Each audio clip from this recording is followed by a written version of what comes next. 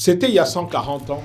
Sans nous, il scellait notre sort à Berlin, source de division, de conflits et d'exploitation avec son lot de tragédies. C'est le moment de reprendre en main notre destin en se fixant des objectifs clairs.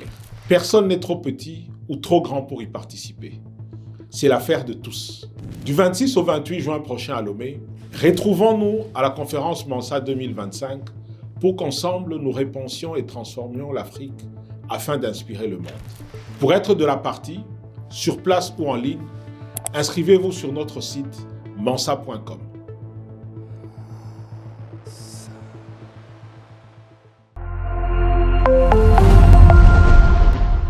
Ce programme vous est offert par Afriland First Bank.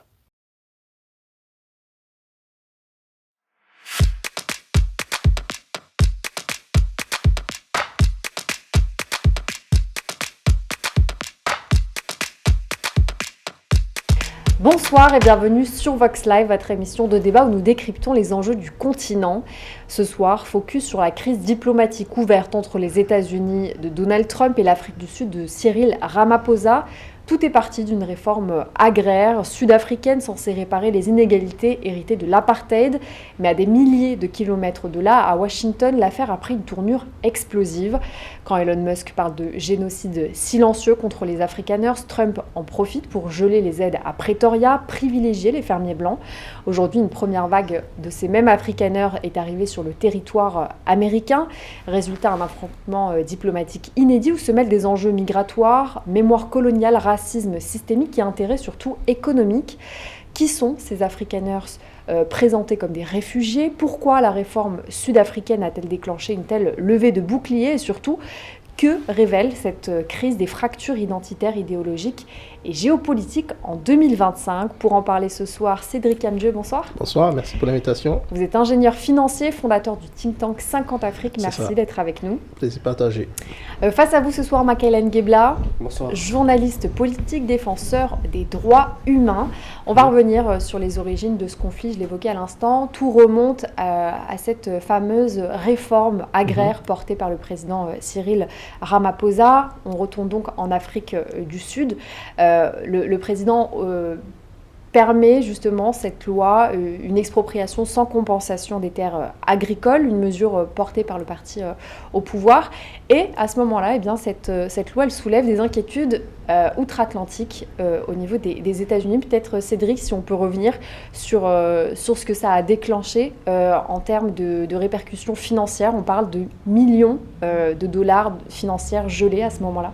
Oui, surtout que en fait, l'origine de ces lois, c'est que pour contextualiser, c'est que le gouvernement sud-africain avait constaté que à peu près 7%, 80% des terres agricoles étaient détenues par 7% d'origine de Sud-Africains d'origine afrikaner, justement, surtout pendant la période de l'apartheid. Donc pour équilibrer ça, ils ont dit qu'en fait, ils ont voté une réforme comme quoi en fait, ils pouvaient exproprier les terres en fait, agricoles de ces afrikaners sans... C'est ça qui fait débat, sans compensation aussi. Effectivement, ça nuit déjà aux relations bilatérales entre l'Afrique du Sud et les États-Unis, surtout que, bon, il y a eu, comme on l'a dit... Peut-être expliquer déjà ce lien qui noue les États-Unis avec l'Afrique du Sud en matière économique notamment. Oui, l'Afrique du Sud c'est le deuxième partenaire commercial. Non, les États-Unis c'est le deuxième partenaire commercial en fait de l'Afrique du Sud. Donc le flux migratoire, en fait, de flux commercial, c'est environ 23 milliards de dollars entre l'Afrique du Sud et dans Pretoria et Washington. Donc il y a plusieurs firmes américaines de cabinets de conseil qui sont installés en Afrique du Sud, un peu comme au Nigeria, mais surtout en Afrique du Sud. Donc c'est vraiment un pôle d'entrée important en fait pour les États-Unis en Afrique en règle générale. Et donc au fur et à mesure, surtout ces derniers temps, cette année, les relations ont été un peu tendues, surtout avec l'annonce de Trump au niveau des taxes douanières, plus précisément au niveau de l'Afrique du Sud. Pour les importations sud-africaines, ils devaient augmenter les taxes comme pour beaucoup de pays africains, de 31%, mais spécialement de 31% pour l'Afrique du Sud. Et donc, ce qui peut nuire, en fait, d'après le ministre sud-africain, justement, un afrikaner, que ça devrait nuire, en fait, justement, au développement économique, surtout agricole, en fait, des Sud-Africains, et créer, en fait, un chômage. Aujourd'hui, On parle beaucoup de suspension d'aide en fait de la part des États-Unis et aussi fin de l'accord de l'AGOA. L'AGOA, c'est en gros un traité entre les États-Unis et plusieurs pays d'Afrique qui permet en fait d'avoir en fait des tarifs préférentiels au niveau de transactions économiques et commerciales. Et donc, on va revenir justement dans cette émission. Merci de nous avoir fait un petit point pour nos téléspectateurs, pour essayer de comprendre justement les liens économiques qui lient ces deux pays. Je voudrais qu'on s'intéresse aux termes qui sont utilisés. Vraiment, la sémantique a tout son sens. Quand on parle de Donald Trump et de Elon Musk, qui est son bras droit, il parle, ce que je disais en introduction, de génocide silencieux. Aujourd'hui, les Afrikaners sont instrumentalisés. Pourquoi est-ce qu'ils ont du moins la mesure de tout ce que soulève ce terme-là, génocide silencieux? Justement, Donald Trump, j'ai l'impression qu'il a été influencé par la position de son conseiller qui est Elon Musk, patron de Tesla, très influent. Homme américain qui est d'origine d'abord sud-africaine, mais qui, sur des considérations personnelles, certainement, a dû influencer la position américaine pour gérer effectivement l'aide publique au développement qu'a accordé depuis des années les États-Unis à l'Afrique du Sud, partenaire historique, comme tu as su le dire. Sauf que la question, effectivement, en Afrique du Sud, pays, nation arc-en-ciel, où on peut avoir toutes les origines du monde, malgré effectivement cette diversité, aujourd'hui on nous parle effectivement d'Afrikaners. La même question, le même débat a été soulevé il y a à peu près 10 ans, 15 ans au Zimbabwe. Mais ces Afrikaners à qui effectivement l'ancien président zimbabwéen avait exproprié effectivement les biens qui sont partis et qui sont revenus encore de nouveau au Zimbabwe. Cela veut dire quoi? Ça veut dire qu'effectivement, c'est un effet d'annonce extrêmement désastreux et qui ont suscité effectivement une vive tension entre les Américains et les Sud-Africains et qui est même arrivé même à des expulsions d'ambassadeurs sud-africains depuis les États-Unis vers Zimbabwe. Aujourd'hui, je pense que ces génocides mal employé, inapproprié. Moi, je pense que le terme est extrêmement fort parce qu'il suffit... Je rappelle que c'est un terme qui a été employé de nouveau par Donald Trump. Donc, c'était hier, mercredi 21 mai, alors qu'il a reçu justement son homologue dans le bureau ovale. Et il en a profité pour lui montrer des vidéos, pour projeter des vidéos où il aurait insisté sur ce terme de génocide. Voilà, vous savez très bien ce qu'il y a. Les États-Unis sont effectivement le cœur battant de ce qu'on appelle l'intelligence artificielle. Ces vidéos peuvent être montées de toutes pièces et font l'objet effectivement de fake news. Pour consolider la position américaine. Peut-être que les Américains n'ont pas voulu tout simplement subir un affront en présentant ces vidéos. Et puis, moi, j'apprécie effectivement les calmes qu'a fait preuve Cyril Ramaphosa face à ces vidéos. Il n'a pas perturbé, il a analysé avec lucidité, avec calme et a apporté des réponses. Oui, il en a appelé à la désinformation, justement, exactement. Et dénoncé. Et donc, ils étaient, en fait, depuis mars, depuis l'éclatement de cette crise, il faut le dire que les Sud-Africains ont géré avec beaucoup de tact.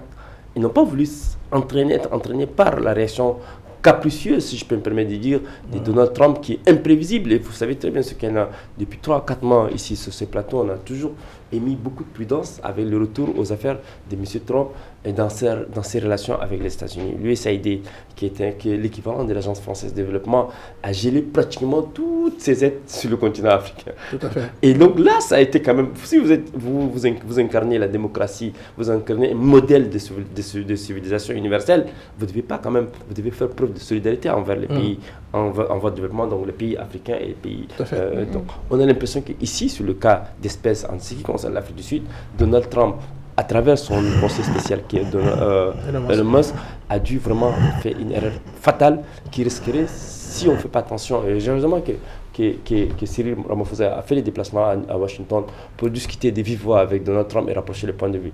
Il y a eu quand même, on peut dire 50% en fait, les négociations n'ont pas été Qu'est-ce qu'on peut dire déjà de cette séquence? Quelle lecture, vous en parlez justement, Makaila, quelle lecture on peut faire du moins de cette séquence? On voit un Cyril Ramaphosa calme qui invoque Nelson Mandela en disant qu'il nous a appris justement à nous asseoir autour d'une même table et à parler pacifiquement. Un Donald Trump furieux. Dans son rôle de Donald Trump, qui aime bien titiller justement les personnes qu'il reçoit. Les personnalités, parce que c'est pas n'importe qui reçoit. Oui, en fait, oui, effectivement. Bon, de toute façon, si on arrive dans le bureau ovale du président, c'est qu'on a une stature.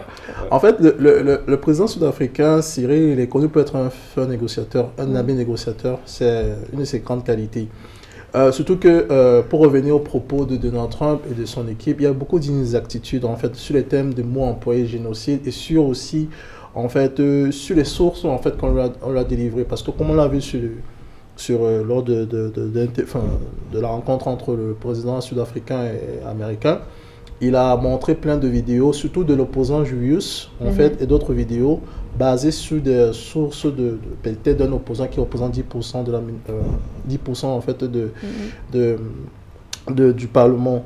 Je pense que le thème de génocide est quand même très fort parce que aujourd'hui, en Afrique du Sud, il y a 2,5 millions d'Afrikaners. Et parler de génocide comme ça, c'est pas approprié. C'est pas approprié, surtout que si on regarde les statistiques, l'insécurité en général et les meurtres en fait touchent déjà en fait une proportion de. C'est vrai qu'elles touchent tout le monde, mais beaucoup en fait des gens d'origine en fait plus noirs, si on peut dire le thème. Et donc c'est pour cela en fait que je pense que le président est venu en fait donner des sources d'informations et en fait convaincre Donald Trump en fait que en étant plus diplomate que la situation n'est pas telle qu'on vous a présenté déjà. En plus, il a amené son ministre agricole qui est afrikaner pour leur dire qu'en fait on a une équipe qui est cosmopolite. Il a essayé de séduire Donald Trump pour lui dire que en fait, ce que vous avez reçu à travers les réseaux sociaux, à travers un opposant, ce n'est pas exactement ce qui se passe. Voilà la situation en ce moment. Et bien sûr, il est entré dans une espèce d'échange diplomatique et aussi pour convaincre en fait Donald Trump sur le point de vue économique, ce qu'on peut aborder plus tard. Mais il a été un fin négociateur puisqu'il a parlé de la nation arc-en-ciel avec Nelson Mandela. Il a parlé aussi en fait de leurs différents en fait points d'intérêt commun de golf. Donc il a été très très séducteur avec Donald Trump qui était dans son rôle d'être quelqu'un qui bouscule les codes en fait.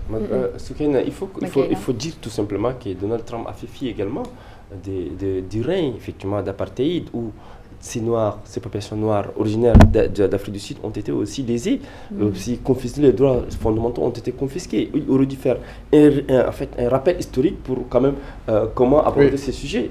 Donc, les Américains en général ont oublié qu'effectivement pendant pratiquement 4 à 5 décennies, effectivement, qu'une minorité était aux affaires, qui dirigeait effectivement, qui avait entre les mains les leviers politiques, les leviers industriels, les leviers économiques et tous les leviers militaires. Oui. Et il a fallu effectivement cette intransigeance et cette détermination de Nelson Mandela avec lui, Cyril Ramaphosa, aujourd'hui président des États-Unis, pour arriver à renverser le rapport de force, modifier le rapport de force pour l'unité et la diversité d'Afrique du Sud. Il aurait dû quand même, logiquement, écouter effectivement un peu partout les points de vue d'autres acteurs américains avant de prendre une décision jusqu'à les geler effectivement les aides. Donc, pour revenir à cette rencontre d'hier, c'est ça, Ramaphosa et Donald Trump. Donc, moi, je pense que Donald Trump, tel que nous le connaissons, tel que nous l'avons connu par le passé et par son regard un peu paternaliste vis-à-vis de l'Afrique, il a toujours un regard beaucoup plutôt péjoratif du continent africain. Il a toujours traité les pays africains des pays de merde. Ça ne devait pas se faire. Oui, aujourd'hui, on l'a vu avec Volodymyr même, qui était complètement quelqu'un de blanc, qu'il a quand même chosifié, qu'il a eu un regard beaucoup plutôt infériorisé, si je peux me permettre. Donc nous arrivons à une situation où cette rencontre a permis certainement de dégeler un peu le rapport, de rassurer un peu Donald Trump et de rassurer les Américains que les Sud-Africains n'étaient pas dans une logique de rupture totale. Mais déjà à l'origine, peut-être à l'origine de cette déclaration de Donald Trump, vous l'avez dit, Cédric, pardon, pas Cyril Ramaphosa, Cédric, vous l'avez dit, il y a des considérations personnelles avec cette proximité entre Elon Musk et les Afrikaners en raison de ses origines. Mais est-ce qu'on est en présence d'une ingérence idéologique ou est-ce que c'est véritablement une décision souveraine de redistribution des terres détournée pour alimenter un agenda politique américain? De la part du président Cyril? De la part, non, de Donald Trump. Pourquoi est-ce qu'on est simplement sur une considération personnelle ou s'il s'immisce dans des affaires outre-Atlantique comme ça qui concernent l'Afrique du Sud, c'est parce que c'est pour répondre à un agenda politique? Alors, en fait, en général, Donald Trump, il se désintéresse de l'Afrique. En général. Sauf dans le cas particulier de l'Afrique du Sud ces derniers temps, pour plusieurs raisons. Déjà, en fait... L'Afrique du Sud, leader des BRICS aujourd'hui, exactement. À la tête de la première présidence, raison, qui pèse aussi économiquement et géographiquement. Ouais, la première raison, c'est le rapprochement en fait, de l'Afrique du Sud avec Pékin et Moscou. Où, en fait, avec ça, en fait, dans le jeu d'équilibre mondial et de lutte mondiale, du coup, ils visent l'Afrique du Sud dans ce sens. La deuxième raison, c'est le positionnement dans le même sens de l'Afrique du Sud dans les BRICS. Même si les États-Unis sont le deuxième partenaire commercial avec les États-Unis, de l'Afrique du Sud, en fait, ce positionnement dans le BRICS fait qu'aujourd'hui aussi, il met l'Afrique du Sud dans son collimateur. Parce que n'oublions pas, la devise de Donald Trump, c'est First America. Et pour lui, en fait, il faudra avoir des alliés américains, protéger les intérêts américains. Du moment que tu es contre ces intérêts américains, il te met dans ton collimateur. Maintenant, il y a cette partie en fait africaine qui est survenue, cette réforme qui a fait un tonnerre, au-delà même des taxes douanières, où surtout que lui, dans une démarche, voilà... Donc cette mesure d'accueillir justement des africaneurs sur son 49. sol, il y a déjà eu une première vague qui est arrivée, on en parlera juste après. Oui, et donc et je pense qu'il en profite aussi pour entrer dans le jeu politique avec l'Afrique du Sud, surtout sur les conseils d'Elon Musk. Et donc, c'est dans ce positionnement que Donald Trump est en train de mettre l'Afrique du Sud. C'est-à-dire qu'il voit que les intérêts sud-africains sont en train d'entrer dans ce qu'on appelle, en fait, si tu veux, un axe nord-américain. Et donc, du coup, il les met sur les collimateurs. Moi, je voulais juste tout simplement dire que les États-Unis doivent aussi être redevables à l'Afrique du Sud et à l'Afrique tout entière et à l'humanité tout entière. Vous savez très bien, la traite négrière a été quand même un des points, des repères importants pour les Africains et les Afro-descendants. Ils auraient dû dire, mais écoutez, si autant aujourd'hui c'est une minorité blanche qui semble être lésée parce que Elon Musk aurait influencé la position, ils auraient dit que nous, Américains, on a aussi déporté pendant des milliers et des milliers de siècles des Noirs. On se rend compte avec Donald Trump qu'il est finalement loin de ces considérations. Justement, ces considérations. Et donc, on aurait dit quand même, avec du recul, être beaucoup plutôt apaiser la tension. Or, Donald Trump, comme vous savez, comme vous l'avez dit ici sur ce plateau, il a une posture un peu insaisissable sur Kenya. Donc on ne peut pas, c'est une personne qu'on ne peut pas prévoir dans ses déclarations. À l'emporte-pièce, il peut vous surprendre à tout moment. Donc moi je pense que les faits historiques qui ont été relevés ici par Cédric sont incisifs et sont parlants, étant donné que l'Afrique du Sud, avec les États-Unis, l'Afrique du Sud, par rapport à son positionnement international et géopolitique, pose problème aux Américains parce qu'ils ne comprenaient pas. Voilà des gens avec lesquels on a passé des liens forts, des liens liés même effectivement. C'est un peu une nation l'arc-en-ciel. Les Américains ont des Noirs, ont des Blancs, l'Afrique du Sud, ils ont la même diversité ethnique, raciale, etc. Mais comment c'est que l'Afrique du Sud fait un glissement vers la Chine, vers Moscou. Donc, en tout cas, ça gêne un peu. Et donc, est-ce que ce n'est pas des mesures effectivement coercitives visant à modifier les rapports de force par rapport à l'Afrique du Sud? Or, dans ce cas, c'est impossible, parce qu'en fait, l'Afrique du Sud ne peut pas faire une marche arrière vis-à-vis des BRICS, étant donné qu'aujourd'hui, ils sont à la tête des BRICS. Donc, face à cette situation, quelle que soit l'influence de Elon Musk visant à modifier la position, c'est impossible.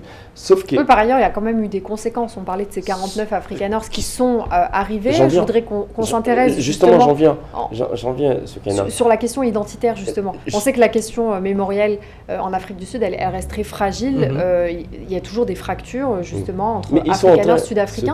Qu'est-ce que cet accueil, cet exil même des Sud-Africains aux États-Unis renvoie comme message? C'est ça. Effectivement, on est en train de déraciner des communautés à part entière parce qu'en fait, même Elon Musk, il est né aux États-Unis, il est né en Afrique du Sud. Des gens, figurez-vous, des gens qui ont 40 ans, 50 ans dans un pays et subitement, à cause d'une tension diplomatique, on essaie de les déraciner pour les réinsérer dans un autre pays comme les États-Unis. Est-ce que ces gens, vous savez très bien ce que je disais tout à l'heure à l'allumage, c'est que des gens qui étaient partis des Zimbabwe, ils sont aujourd'hui retournés après une négociation, revenus parce qu'ils ne se retrouveront jamais aux États-Unis parce qu'il faut comprendre, il faut reprendre un processus de réintégration et d'intégration dans un système américain aussi excluant avec ses limites. Donc ces Sud-Africains, ces Afrikaners qui sont accueillis sous prétexte d'exil, des réfugiés, etc., ne se retrouvent parce qu'ici ils ont un cadre de vie quand même, il faut le reconnaître, apprécié en Afrique du Sud. Ils ont beaucoup de biens, etc. Beaucoup d'avantages. Et on parle de réfugiés, je voudrais qu'on s'intéresse à ce terme qui est instrumentalisé dans ce cas-là. C'est ça. Je vous retourne la question, qu'est-ce que ça renvoie comme symbole, comme image justement, ce départ de ces 49 Afrikaners vers les États-Unis? Pour moi, c'est plus de la symbolique parce que, je le rappelle les chiffres, c'est qu'on a 2,5 millions d'Afrikaners. Il y en a 49 qui ont été... voilà quoi. 50 voilà. qui ont eu ce statut de réfugié. 49 sur 2,5 millions. C'est insignifiant en fait. Donc c'est plus une symbolique diplomatique face à l'Afrique du Sud. C'est un pic supplémentaire, c'est une provocation supplémentaire de Donald Trump à Ramaphosa? Alors, peut-être pas une provocation dans le sens, oui, on peut dire provocation, mais plus dans en fait une réaction des États-Unis vis-à-vis de, on l'a dit tout à l'heure, de toute la politique sud-africaine, vis-à-vis de l'état, de la situation actuelle, en fait, du positionnement sud-africain vis-à-vis de cette réforme, et vis-à-vis aussi de l'Afrique du Sud en règle générale dans son positionnement géopolitique et diplomatique actuel. Et donc, c'est plus de la symbolique. On ne peut pas parler d'exode Il y a un enjeu identitaire ou pas? C'est-à-dire une enjeu identité dans le sens où on se rend compte que finalement, ces Afrikaners qui sont renvoyés, ils répondent également à une partie de l'électorat trumpiste. Ça reste des chrétiens issus pour la plupart de familles de colons blancs, si on doit citer les termes, qui se retrouvent aujourd'hui en danger. Ça répond aussi...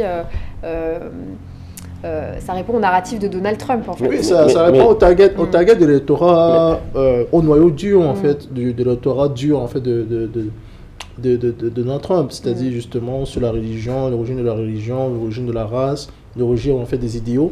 Effectivement, c'est plus de la symbolique qu'autre chose. Moi, je crains que les Afrikaners ne fassent l'objet d'une instrumentalisation par les États-Unis, par Donald Trump notamment. Parce qu'en fait, comme tu l'as dit, en fait, 50% sur 4 millions de population, et tu l'as dit tout à l'heure dans l'entame, c'est que Cyril Ramaphosa a eu la présence d'esprit d'amener dans sa délégation un ministre sud-africain qui est blanc de peau. Et donc, à partir du moment où on vous amène quelqu'un pour dire, écoutez, nous n'avons pas un problème racial en Afrique du Sud, nous n'avons pas un problème ethnique comme ici chez vous aux États-Unis, un noir peut être abattu, un noir peut être abattu sans que, tu vois, que l'opinion blanche soit émue. C'est ça en fait la différence. Donc aujourd'hui, moi je pense que la question raciale, identitaire, telle qu'ils souhaitent le soulever ou bien l'instrumentaliser, lesquels qui seront victimes? C'est les Afrikaners qui vont seront victimes parce qu'ils risquent d'être déracinés. Quoi qu'on dise, ils sont sud-africains.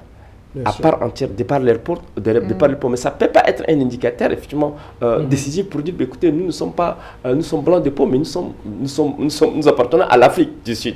Donc nous sommes aussi. Donc du coup, moi je pense que c'est une réaction Soukaina de la part, une réaction, ce que j'appelle une réaction déconcertante de la part de M. Trump, et de réfléchir immédiatement à l'exil, à un statut de réfugié politique à ces gens, parce que sous prétexte qu'il y a un génocide racial à l'encontre de D'autant plus qu'il y a un juge d'Afrique du Sud qui a dit que le terme génocide c'était quasiment inapproprié dans ce sens. Et génocide, effectivement, pour compléter, c'est que les États-Unis qui ont employé ce terme génocide n'ont pas reconnu la Cour pénale internationale. Et la Cour pénale, c'est la juridiction suprême qui effectivement pèse ou bien qui cible effectivement les génocides, qui qualifie qui apporte en fait, qui donne le qualificatif du nom génocide. Or, pour le cas d'espèce, mais si ces gens sont victimes de génocide, quel est le tribunal approprié qui va les juger? Si cette rencontre justement hier mercredi 21 mai entre Donald Trump et Cyril Ramaphosa, est-ce qu'elle avait vocation justement à apaiser les tensions? Parce qu'on se rend compte qu'elle a été soldée par une condamnation, celle de Donald Trump qui pointe du doigt. Quel était le but finalement de ces retrouvailles? Je pense qu'ils ont eu des échanges à travers les réseaux sociaux, Twitter et autres, entre les deux présidents sur différents sujets, que ce soit économique ou cette situation. Et je pense que la démarche de recevoir en fait, le président Cyril à la Maison Blanche, c'était une démarche de clarification de la situation. Qui n'a pas porté ses fruits finalement. Ça n'a peut-être pas porté ses fruits, mais au moins l'Afrique du Sud est venue avec les informations qu'elle avait, la démarche qui était la sienne, pour donner les meilleures informations aussi au président américain qui était dans une position où il tirait des conclusions, soit sur des informations qui étaient inappropriées selon l'Afrique du Sud. Donc c'était une démarche de clarification. Il y avait aussi, on va dire, je ne dirais pas un lobby, mais une espèce de un appel, en fait, un plaidoyer du point de vue économique du ministre, justement, africaner, pour, en fait, améliorer les relations économiques au niveau de l'AGOA et des tarifs douaniers avec le staff américain. Moi, je parlerai du recyclage diplomatique. J'ai parlé également recyclage diplomatique. J'ai parlé également de réinitialisation et de réchauffement diplomatique dans les relations entre les États-Unis et l'Afrique du Sud. Pourquoi? C'est-à-dire parce qu'en fait, aujourd'hui, on arrive à un moment où il y a une crise profonde, marquée par une expulsion remarquable d'un diplomate, l'ambassadeur de Washington. Aujourd'hui, effectivement, on essaie de dégeler ces rapports et rassurer tout le monde. L'Afrique du Sud est venue avec une posture de discussion, bas la terre. On discute, on rapproche des points de vue, on avance. Les Américains, avec des préjugés qui font preuve, parce qu'il faut reconnaître, hein, les Donald Trump, ce pas des gens avec lesquels on peut facilement convaincre qu'ils sont dans une posture, dans une bulle où, en fait, les autres sont inférieurs à eux. Donc aujourd'hui, les Sud-Africains, avec des gens aussi de peau blanche qui viennent, qui discutent avec les Américains, c'est pour effectivement amoindrir les positions des États-Unis et dire que, écoutez, nous sommes un pays qui vous ressemble. Nous avons beaucoup de choses en commun. Nous pouvons évoluer ensemble et que cette décision relève désormais du passé, il faut qu'on avance ensemble. Et dans ces rapprochements de points de vue, je pense que l'Afrique du Sud en sortira grandi, de même que les Américains. Et puis elle a ses intérêts, parce qu'on va en parler en deuxième partie d'émission, mais l'une de ces conséquences de cette brouille diplomatique, c'est forcément le gel des aides, évalué à près de 450 millions de dollars, si je ne me trompe pas. Énorme. On va essayer de comprendre justement en deuxième partie d'émission quelles sont les conséquences. Est-ce qu'on peut déjà mesurer ces conséquences-là sur le PIB sud-africain? On va prendre une courte pause ailleurs et on revient dans un instant pour évoquer tout cela. Merci.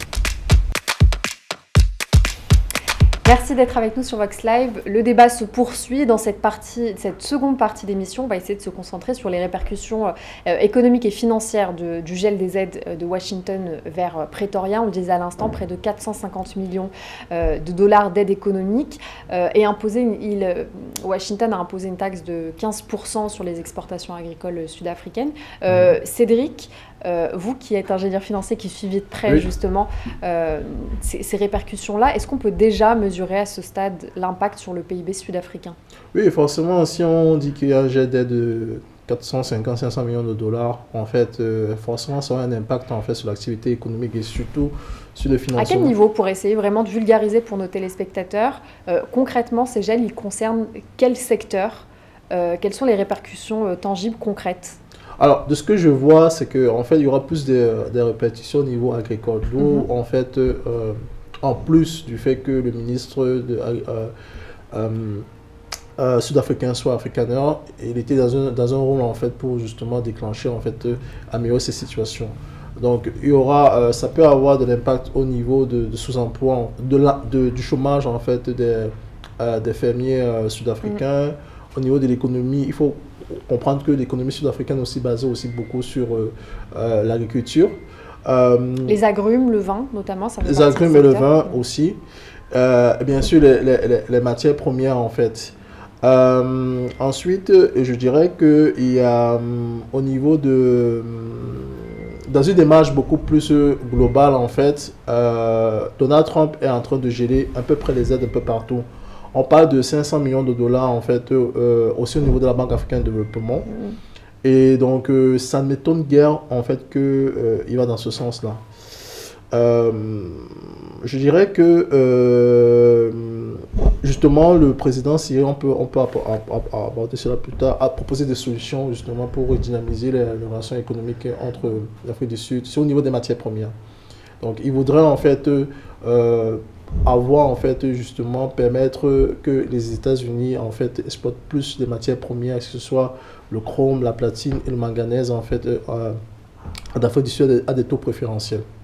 Moi, je pense forcément qu'il va avoir des impacts, des conséquences d'impact économique dans l'import et de l'exportation, étant donné qu'en fait la fluidité effectivement entre ces deux États sont tellement énormes qu'aujourd'hui ces ruptures ou bien ces gels de ces financements risqueront effectivement d'impacter sur l'économie sud-africaine et d'impacter également. Forcément, même si les États-Unis sont une puissance mondiale, il faut relever ici que quand vous avez ce genre de soucis économiques, ça peut quand même créer des soucis dans l'économie américaine. Donc moi, je pense qu'aujourd'hui, il est temps que les États-Unis, déjà, ils ont commencé. Depuis quelques temps, ils ont commencé à un peu desserrer, à modifier un peu le rapport de force. L'USAID a commencé à sectoriser certains domaines, à apporter l'aide. Au lieu de la rupture totale était en fait levée. Certaines mesures ont été levées sur des secteurs très importants et vitaux, si je peux me permettre de dire. Et donc moi, je pense qu'ils vont envisager très tôt, Américains et Sud-Africains vont envisager également des secteurs très importants pour que ces aides puissent être bénéfiques et puissent continuer, effectivement, pour permettre à ce qu'ils continuent à poursuivre leur partenariat économique et diplomatique avec les Américains. Concrètement, on peut le mesurer comment ? Mais écoutez, moi, à ma connaissance, on ne peut pas ni chiffrer ni mesurer pour le moment parce qu'en fait, c'est des sommes énormes qui ont été interrompues, suspendues. Et donc aujourd'hui, il est difficile, dans un premier temps, d'avancer un chiffre comme ça, à l'emporter. Peut-être pas un chiffre, mais je dirais que en fait, ce que fait Donald Trump aujourd'hui, c'est de se désengager financièrement, que ce soit au niveau de l'aide au développement des pays africains, que ce soit au niveau de la Banque africaine de développement de 500 millions de dollars, que ce soit en Afrique du Sud. Je dirais qu'il faut voir pour les Africains une opportunité justement pour trouver d'autres sources de financement. Ça peut être à travers en fait du côté des pays du Golfe, avec les fonds souverains par exemple. Ça peut être à travers les marchés financiers locaux. On a vu que la Côte d'Ivoire en fait a fait une levée obligataire en francs CFA, pour le préciser, pas en euros ou en US dollars, mais en francs CFA. Donc les équipes d'ingénierie financière peuvent repenser le modèle de développement africain, en particulier aujourd'hui sud-africain, puisqu'il y a de l'aide en fait externe américaine qui n'est plus possible. Ça permettra une certaine souveraineté économique en fait si il joue bien le coup de l'Afrique du Sud. Moi, je pense que la dépendance économique éternelle n'existera pas. Il faut qu'effectivement, aujourd'hui, il faut que nous, Africains, réinventons effectivement un modèle de comment réapprovisionner en fait, nos économies. Depuis longtemps, ça fait pratiquement 3 décennies que ces aides américaines ont quand même servi, certainement on peut dire, servi à des secteurs vitaux comme la santé, l'économie, l'éducation, etc. Aujourd'hui, il faut qu'au moment où une menace sérieuse plane sur ces aides, il faut absolument que les économistes, que les personnes ressources sur le continent réfléchissent automatiquement. Tu as parlé tout à l'heure, effectivement, qu'on parte vers les États du Golfe, les pays du Golfe. Mais écoutez, les pays du Golfe, eux aussi, ont leurs priorités. Ils ne peuvent pas continuer éternellement à assister, effectivement, nos pays en développement. Est-ce qu'on parle d'assistanat, justement, quand on parle des pays du Golfe? Parce que c'est vrai que ce qui revient souvent, si on fait allusion au Fonds monétaire international, ce qui revient souvent, c'est un assistanat maintenu, en fait. En se tournant vers le Golfe, est-ce que finalement, la nature de la relation, du partenariat économique, il ne change pas? En fait, la particularité des pays du Golfe, c'est qu'il ne faut pas voir ça comme une aide, en fait. C'est-à-dire que les pays du Golfe, quand ils viennent en Afrique, quand ils veulent investir, mettre des tickets en Afrique, ils voient ça comme des projets, ils investissent dans des projets rentables. Donc, il faut proposer en fait de la rentabilité aux pays du Golfe, pas une aide sans rentabilité. C'est ça qui les intéresse en fait. C'est du business gagnant-gagnant. S'il faut venir avec des projets de partenariat public-privé que des projets d'infrastructure rentables, en fait, c'est ce que proposent beaucoup de candidats à la Banque africaine de développement. Venir avec des projets rentables au niveau des pays du Golfe, ils vont décaisser de l'argent pour pouvoir en fait financer le développement des pays. C'est ça qui pourrait les intéresser et on pourra aller sur un modèle plutôt gagnant aussi bien pour l'Afrique que pour les investisseurs que d'attendre de l'aide toujours de l'extérieur, en particulier par exemple américain ou avec un mandat américain. Il suffit qu'un président américain comme le président actuel en fait décide en fait d'enlever de l'aide que ce soit aux institutions bilatérales ou unilatérales qu'on la batte ou bien au niveau des pays. Donc finalement, ce gel des aides, à l'origine, c'est une punition économique et ça se retourne vers un levier finalement politique pour permettre à l'Afrique du Sud de repenser ses choix souverains. À l'Afrique du Sud, au-delà de l'Afrique du Sud, il y a d'autres pays qui sont certainement concernés. On ne se limite pas seulement à l'Afrique du Sud.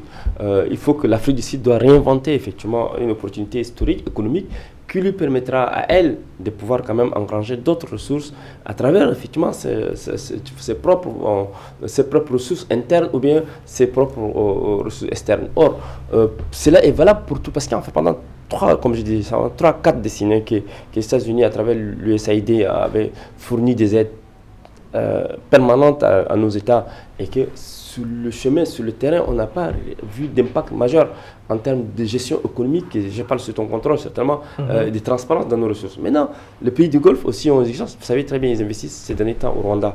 Et les pays du Golfe sont aussi, il faut le reconnaître, ils sont très dans une posture, parce qu'ils ont autant investi au Canada, aux États-Unis, en Europe.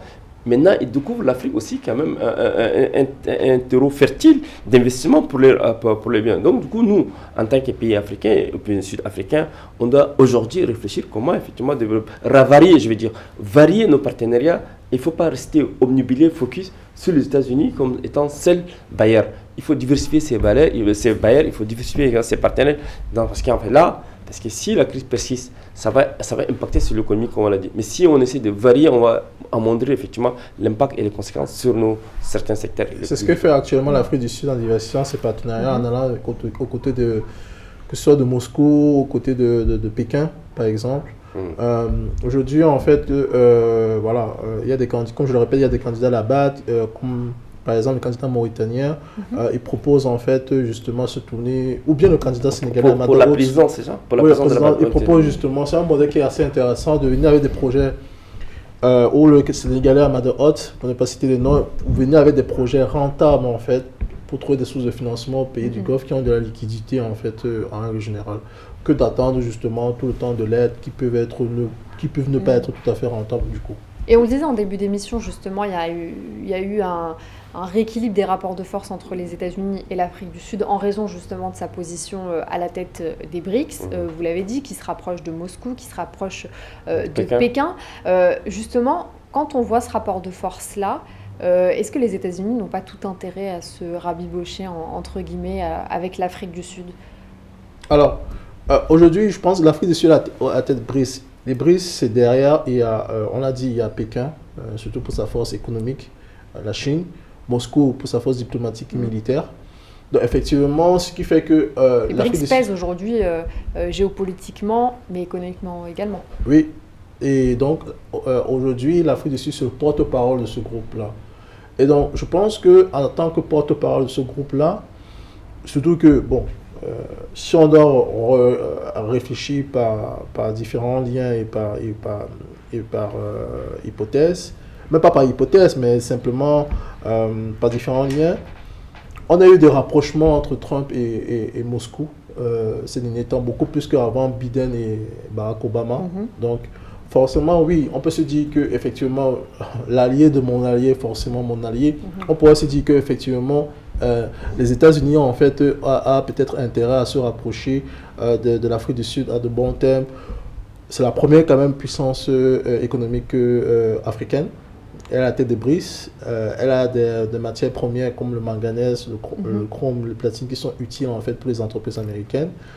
C'est le deuxième partenaire commercial en fait. Les États-Unis c'est le deuxième partenaire commercial en fait de l'Afrique du Sud avec 23 milliards de dollars.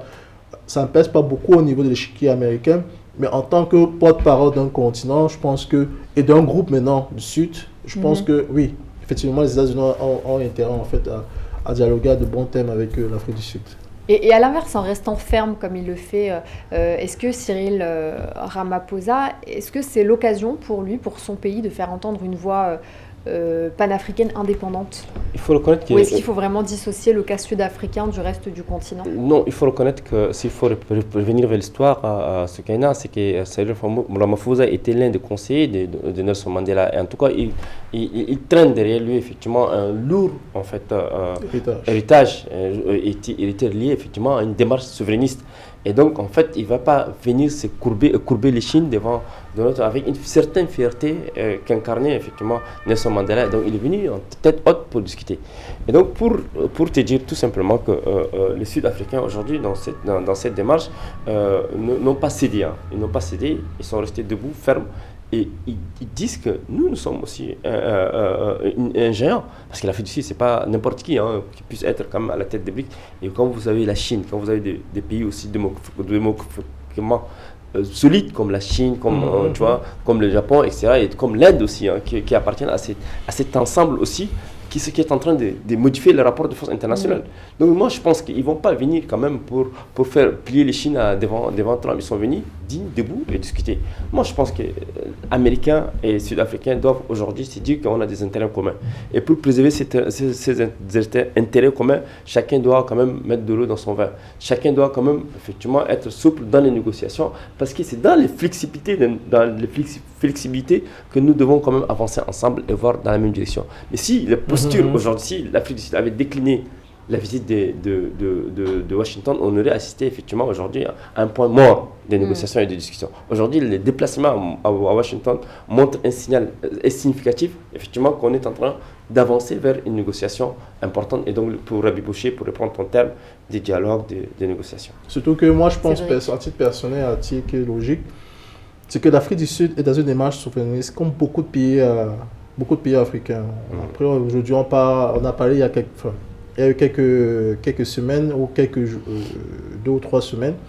Le cas, par exemple, de Ibrahim Traoré, qui a été en fait accusé par un général de l'armée américain d'exploiter les ressources du Burkina Faso à ses propres fins. C'est ça. Ce qui a permis, en fait, cette déclaration a eu, malheureusement pour le général américain, et malheureusement pour les Africains, de se rassembler autour d'une même voix, de soutenir le président Ibrahim Traoré, qui est quand même un certain, qu'on l'aime ou pas, mais qui est quand même, par ses propos, par sa stature, en fait, un certain héritier de Thomas Sankara, et qui fait la promotion, en fait, d'une Afrique et d'un Burkina Faso souverain.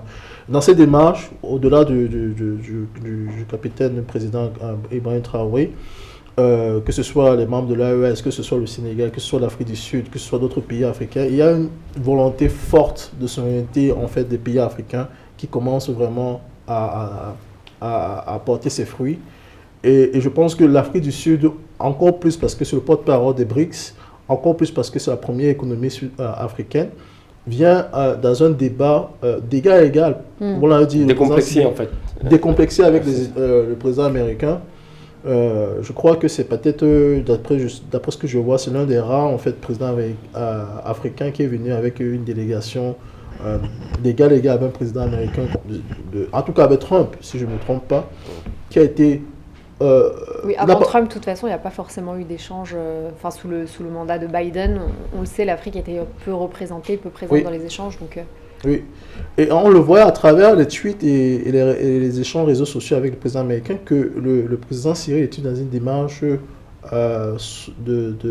d'égal à égal, de confrontation, d'émancipation et de fierté de la position de l'Afrique du Sud, était là pour défendre les intérêts de sa nation. Et comme beaucoup un certain nombre de croissants de dirigeants aujourd'hui, ils sont dans une démarche décomplexée. Donc voilà. Je voudrais qu'on s'intéresse dans cette toute dernière partie d'émission sur la perception et l'imaginaire colonial qui englobe toute cette crise diplomatique.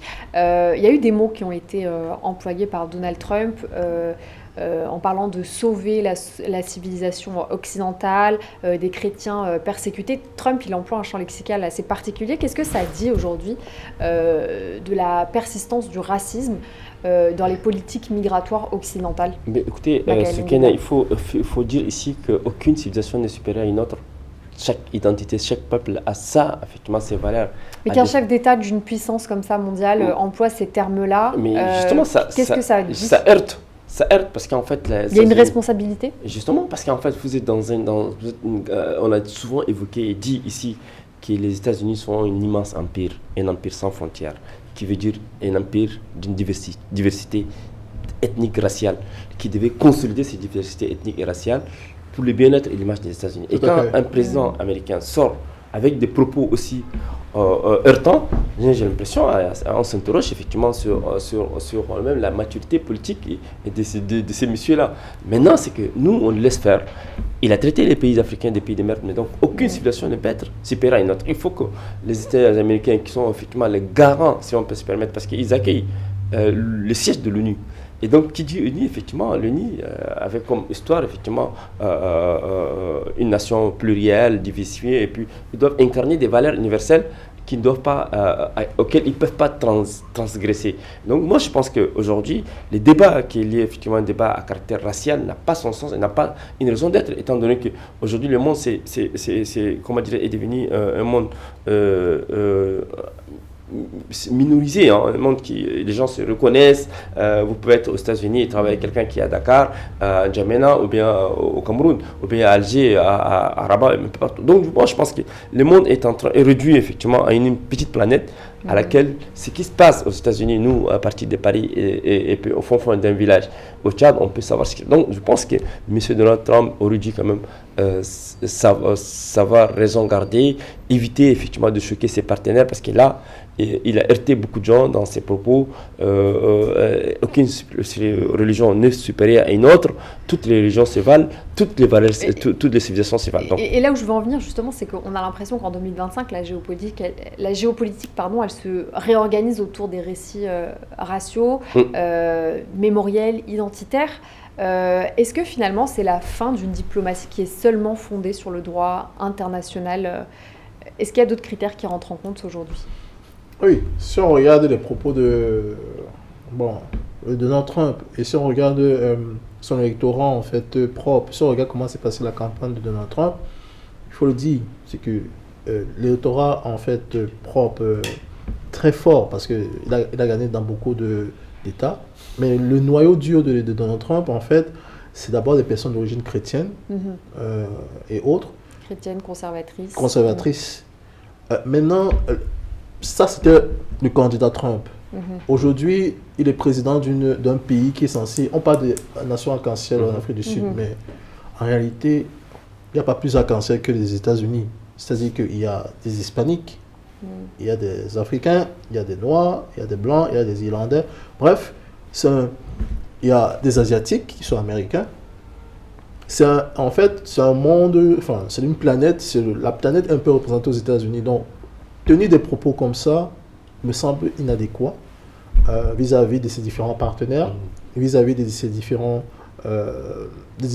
collègues aussi présidents, et vis-à-vis du peuple, des peuples. Et je pense que le discours racial ne devrait pas avoir lieu. Comme on l'a dit souvent, toutes les races se valent, elles sont au même pied d'égalité.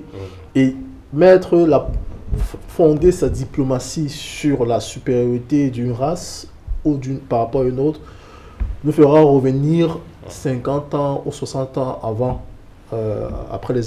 durant les années 45 par exemple. Moi je pense que Donald Trump aurait dû déracialiser et déconfessionnaliser effectivement les débats liés effectivement au droit international. Parce que le droit international suscite effectivement la fédération des États respectueux de ces instruments juridiques internationaux. Or, on a l'impression que ça montre effectivement une méconnaissance totale du président des États-Unis, qui est un modèle universel effectivement de la planète en termes d'humanisme, en termes de valeurs démocratiques. Or, on a l'impression que là, on peut lui quand même laisser le bénéfice du doute d'avoir, mais en tout cas, ces propos n'allait pas passer inaperçu si ça a été tenu en France. C'est simple. Donc, du coup, ça montre effectivement le parcours et le background que quelqu'un peut avoir pour éviter de heurter. Donc, du coup, aujourd'hui, moi, je suis... Franchement, sans vous dire, moi, les propos qui sortent de notre homme, moi, ça me meurt pas. Parce que moi, je me suis dit... ça arrive que des personnes qui ont un parcours un peu particulier, atypique, ne peuvent pas se rendre compte qu'ils ne sont pas le centre du monde. Les gens peuvent, ne pas vivre aux États-Unis, mais se sentir à l'aise dans un village autour d'une N'Djamena, puis voilà quoi. Merci Makaïla. Merci Cédric, on arrive déjà au terme de cette émission. On vous laisse également réagir sur nos différentes plateformes de diffusion, sur les réseaux sociaux. Trump, Ramaphosa et les réfugiés afrikaners, crise diplomatique entre Washington et Pretoria. Vous de nous faire vos retours. Merci d'avoir été avec nous sur le plateau et on revient très vite pour un prochain numéro de Vox Live.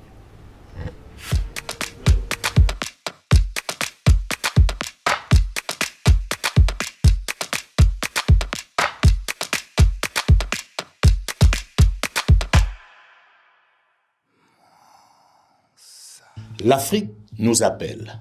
Arrêtons de pleurer, de nous plaindre, de subir, d'accuser, de nous trouver des excuses. 140 ans plus tard, c'est tout simplement inadmissible. Les autres ont fait leur part en nous divisant. À nous de faire la nôtre en nous unissant. Le panafricanisme doit cesser d'être un slogan, un vœu pieux pour enfin devenir une réalité. Et ça commence par votre implication personnelle. Rejoignez-nous donc à Lomé dès le 26 juin prochain pour ce qui sera le premier jour de la Nouvelle Afrique. La conférence Mansa sera à la fois le début et la fin de l'histoire. Rendez-vous du 26 au 28 juin 2025 à Lomé. Pour être de la partie sur place ou en ligne, inscrivez-vous dès à présent sur notre site mansa.com.